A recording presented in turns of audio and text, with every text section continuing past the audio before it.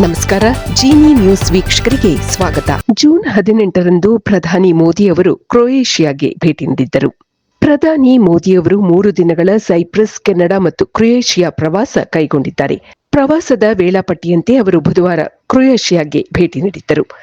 June 17ರಂದು ಕೆನಡಾದ ಪ್ರಧಾನಿ mark Carney ಅವರ ಅಧಿಕೃತ ಆಹ್ವಾನದ ಮೇರೆಗೆ ನರೇಂದ್ರ ಮೋದಿ ಅವರು ಕೆನಡಾಗೆ ಭೇಟಿ ನೀಡಿದ್ದರು. ಅಲ್ಲಿ ನಡೆಯುತ್ತಿರುವ 51ನೇ G7 ರಾಷ್ಟ್ರಗಳ ಶೃಂಗಸಭೆಯಲ್ಲಿ ಪಾಲ್ಗೊಂಡಿದ್ದರು. 10 ವರ್ಷಗಳ ನಂತರ ಪ್ರಧಾನಿಯವರು ಕೆನಡಾಗೆ ಭೇಟಿ ನೀಡಿದ್ದಾರೆ.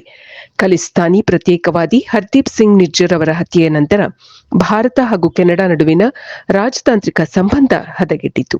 ಆ ಬಳಿಕ ಮೋದಿ ಅವರ ಮೊದಲ ಕೆನಡಾ ಭೇಟಿ ಇದಾಗಿದೆ. ಕೆನಡಾ ಭೇಟಿಗೂ ಮೊದಲು ಮೋದಿ ಸೈಪ್ರಸ್ಗೆ ಭೇಟಿ ನೀಡಿದ್ದರು. ಕ್ರೊಯೇಷಿಯಾ ದೇಶಕ್ಕೆ ಭೇಟಿ ನೀಡಿದ ಭಾರತದ ಮೊದಲ ಪ್ರಧಾನಿ ನರೇಂದ್ರ ಮೋದಿ ಅವರಾಗಿದ್ದಾರೆ. ಕ್ರೊಯೇಷಿಯಾ ಗಣರಾಜ್ಯಕ್ಕೆ ನನ್ನ ಭೇಟಿ ಮತ್ತು ಅಲ್ಲಿನ ಅಧ್ಯಕ್ಷ ಹಾಗೂ ಪ್ರಧಾನಿಯವರೊಂದಿಗಿನ ಸಭೆಗಳನ್ನು ಎದುರು ನೋಡುತ್ತಿದ್ದೇನೆ ಎಂದು ಮೋದಿ ಭಾನುವಾರ ನವದೆಹಲಿಯಿಂದ ನಿರ್ಗಮಿಸುವ ಮೊದಲು ಹೇಳಿಕೆಯಲ್ಲಿ ತಿಳಿಸಿದ್ದರು.